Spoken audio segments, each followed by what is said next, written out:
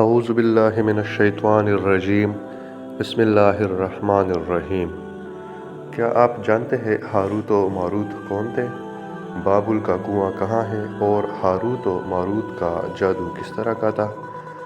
یہ وہ پراسرار سوالات ہیں جن کے جواب تو بہت ہے اور لکھنے والوں نے بھی بہت کچھ لکھا ہے، لیکن ہاروت و ماروت کے متعلق بنیادی طور پر دو طرح کی روایتیں ملتی ہیں۔ ایک وہ جو قرآن و حدیث اور تابعین کے اقوال میں موجود ہے، اور دوسری وہ جو تورات اور انجیل اور اسرائیلی روایتوں میں آتی ہے۔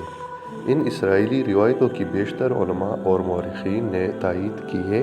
اس ویڈیو میں ہم ان دونوں طرح کی روایتوں اور واقعات کو پیش کریں گے۔ روایتوں کے مطابق حضرت ادریس علیہ السلام کے زمانے میں ایک مرتبہ آسمان اور زمین کے درمیان سے پردوں کو ہٹا دیا گیا تو فرشتوں نے زمین میں آباد انسانوں کو دیکھ کر تعجب کیا اور بولے، یا رب العالمین، ہم تو گناہ کے قریب بھی نہیں جاتے، جبکہ یہ بنی آدم گناہوں میں اتنے مبتلا ہے۔ اگر ہم ان کی جگہ ہوتے تو کبھی بھی تیری نافرمانی نہ کرتے۔ اللہ تعالیٰ نے ارشاد فرمایا، انسانوں کو غصہ اور شہوت دی گئی ہے، اگر یہ چیزیں تمہیں دی جائیں تو تم بھی اسی طرح گناہ میں ملوث ہو جاؤ گے۔ لیکن فرشتوں نے کہا، ہم ایسا ہرگز نہ کریں گے۔ لہٰذا اللہ کے حکم سے فرشتوں نے اپنی جماعت میں سے دو بہترین اور اطاعت گزار فرشتوں کو چن لیا، جن کا نام ہاروت اور ماروت تھا۔ اللہ نے ان دو فرشتوں میں انسانی فطرت اور شہوت ڈال کر دنیا میں بھیجا۔ وہ شہر بابل میں دو خوبصورت انسان بن کر آئے اور قاضی کے کام پر مقرر ہو گئے، جہاں وہ لوگوں کے درمیان فیصلے کیا کرتے تھے۔ ایک دن ان کے پاس ایک عورت اپنا مقدمہ لے کر آئی اور کہا کہ اس کا شوہر اسے بہت پریشان کرتا ہے۔ ہاروت اور ماروت نے جب اس عورت کو دیکھا تو وہ اس کی خوبصورتی اور حسن سے مرعوب ہو گئے اور اس پر عاشق ہو گئے۔ انہوں نے اس عورت سے زنا کی خواہش کی تو عورت نے ان سے کہا کہ تمہاری یہ خواہش میں تبھی پوری کروں گی جب تم بت کی پوجا کرو، شراب پیو یا میرے خاوند کو قتل کر دو۔ تو ہاروت اور ماروت نے شراب نوشی کو چھوٹا گناہ سمجھ کر پی لیا اور نشے کی مستی میں دو اور کبیرہ گناہ کر بیٹھے۔ اس عورت نے ان سے آسمان پر چڑھنے کا عمل بھی سیکھ لیا، جس کے ذریعے وہ آسمان پر جاتے تھے۔ جب وہ عورت اس عمل کے ذریعے آسمان پر گئی تو اللہ کے حکم سے اسے ستارے کی شکل میں مسخ کر دیا گیا۔ چونکہ اس عورت کا نام زہرہ تھا، اس لیے وہ سیارہ زہرہ کہلایا، جسے آج وینس کہتے ہیں۔ اس گناہ کی وجہ سے ہاروت و ماروت خود وہ اسم اعظم بھول گئے جسے پڑھ کر وہ آسمان پر جاتے تھے، اور بطور سزا انہیں بابل کے ایک کنویں میں الٹا لٹکا دیا گیا، جہاں وہ تا قیامت یوں ہی قید رہیں گے۔ یہ ایک اسرائیلی روایت ہے جسے امام ابن کثیر اور فخر الدین رازی جیسے مفسرین افسانہ اور من گڑت کہانی قرار دے کر سختی سے رد کر دیتے ہیں۔ وہیں امام سیوطی جیسے علماء اس روایت کو مستند مانتے ہیں۔ ہاروت و ماروت اور بابل کے سلسلے میں ایک اور روایت کثرت سے بیان کی جاتی ہے، جس کے مطابق ایک زمانہ ایسا تھا جب شہر بابل روئے زمین پر تہذیب و تمدن کا مرکز تھا۔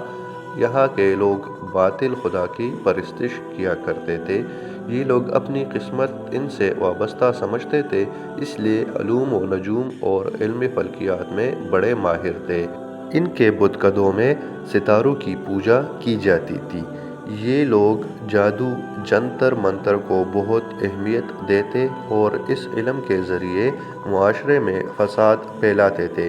یہ لوگ جادو منتر میں بہت آگے بڑھ گئے تھے، ان میں بڑے بڑے جادوگر موجود تھے۔ مختصر یہ کہ اس شہر کا باشندہ ہونا ہی جادوگر ہونے کی علامت تھی۔ جب حضرت سلیمان علیہ السلام کی حکومت آئی تو آپ علیہ السلام نے ان لوگوں کو اس شرکی عمل سے روکا اور ان کی سحر و جادو کی کتابوں کو ایک جگہ جمع کر کے اپنی عظیم کرسی کے نیچے دفن کر دیا تاکہ اس فتنہ انگیز علم کا جڑ سے خاتمہ ہو جائے۔ جب سلیمان علیہ السلام کی وفات ہوئی تو شیطان نے ان کتابوں کو دوبارہ کھود کر نکالا اور لوگوں سے کہا کہ سلیمان علیہ السلام پیغمبر نہیں تھا، نعوذ باللہ، بلکہ ان کتابوں کے ذریعے حکومت کیا کرتا تھا۔ بنی اسرائیل نے اس کی پیروی کی اور ان کتابوں کو پڑھنا شروع کر دیا، لہٰذا دوبارہ یہ شرانگیز علم اس قوم میں سرایت کر گئی۔ اللہ تعالیٰ نے سلیمان علیہ السلام پر لگائے گئے الزام اور تہمت کی نفی کرتے ہوئے سورہ بقرہ میں فرمایا، اور انہوں نے اس چیز کی پیروی کی جو شیطان سلیمان کی بادشاہت کے وقت پڑھتے تھے، اور سلیمان نے کفر نہیں کیا تھا، لیکن شیطانوں نے ہی کفر کیا، لوگوں کو جادو سکھاتے تھے، اور اس چیز کی بھی جو شہر بابل میں ہاروت و ماروت 2 فرشتوں پر اتارا گیا تھا، اور وہ کسی کو نہ سکھاتے تھے جب تک یہ نہ کہہ دیتے کہ ہم تو صرف آزمائش کے لیے ہے، تو کافر نہ بن۔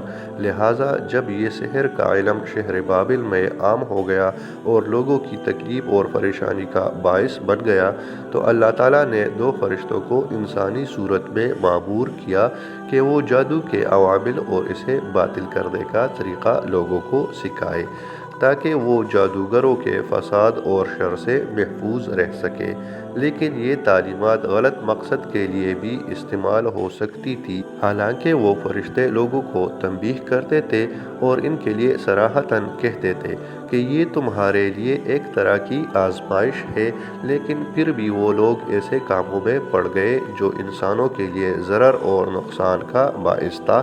بعض عربی داستانوں میں اس کنویں کا ذکر بھی ملتا ہے جہاں کئی لوگ پہنچے اور ہاروت و ماروت سے ملاقات کر کے جادو کا علم بھی سیکھا، جبکہ بعض مورخین کا کہنا ہے کہ عراق کے شہر حلہ کے قریب ایک کھنڈر میں موجود قدیم کنواں ہے جہاں سے بابل کی سرحد شروع ہوتی تھی۔ یہ اس کنویں کو ہی بابل قرار دیتے ہیں۔ آخر میں آپ سے گزارش ہے، اگر ویڈیو اچھی لگے تو ویڈیو کو لائک کیجیے گا، اور اس قسم کی مزید ویڈیوز دیکھنے کے لیے ہمارے چینل کو سبسکرائب کیجیے گا اور بیل کے آئیکن کو پریس کیجیے گا۔ شکریہ۔